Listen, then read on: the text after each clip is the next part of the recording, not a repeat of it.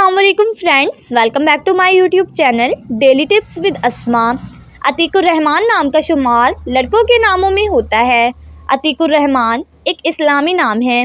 अतीकुर रहमान नाम की इब्तदाई तारीख अरबी ज़ुबान से निकलती है।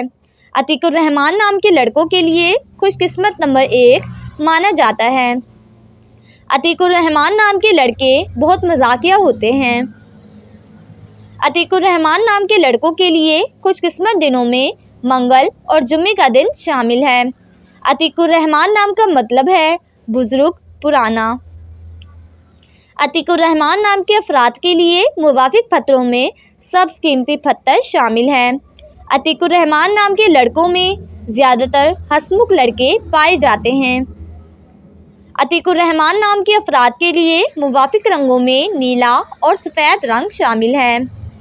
खुशकिस्मती वाली धातों में हिंसों के हिसाब से चांदी और कांसी शामिल है।